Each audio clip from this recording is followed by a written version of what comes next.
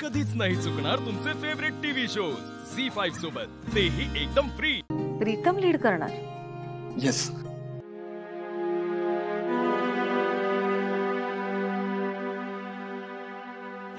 ठीक आहे, हे प्रोजेक्ट प्रीतमच लीड करेल।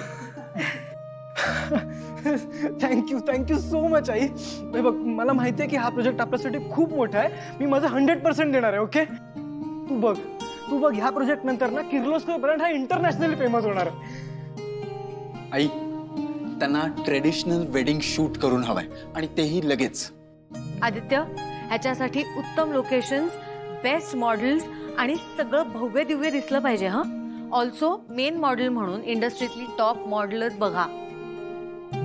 आई, त्यांना मेन मॉडेल म्हणून पारू हवी आहे। पारू? हो, पारूचं हे जे काय फोटो कॅम्पेन आहे त्यावरूनच तर त्यांना ही कल्पना सुचली। आणि पारू आपली ब्रँड एम्बेसिडर आहे। आई, त्यांनी पारू सोबतच हे वेडिंग शूट करायचं अशी अट घातली आहे। हे शक्य नाही। आदित्य, हे डील कॅन्सल कर। पारू ह्या वेडिंग शूट मध्ये काम करणार नाही। आई, पण यामुळे आपली खूप बदनामी होईल। एवढं मोठं प्रोजेक्ट आपल्या हातातून निघून जाईल। हे प्रोजेक्ट 1000 कोटींचं जरी असतं ना, तरी पारूला घेऊन काम करायला मी नकारच दिला असता। पण का?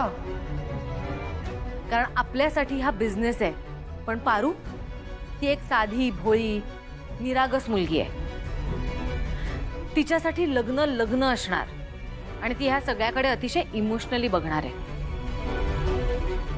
हे जाहिरातीचं मॉडेलिंगचं जग तिला माहिती नाहीये।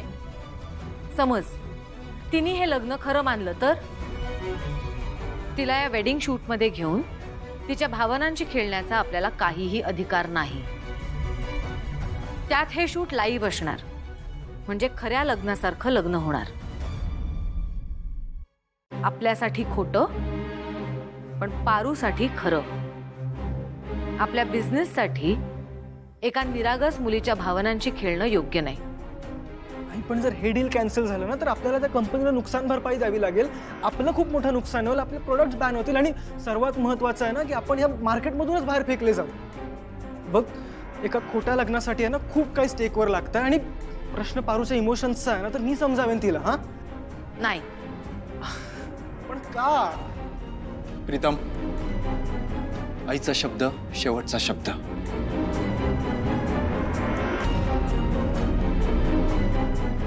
आई, मी मॅकला फोन करून ही डील कॅन्सल करतो।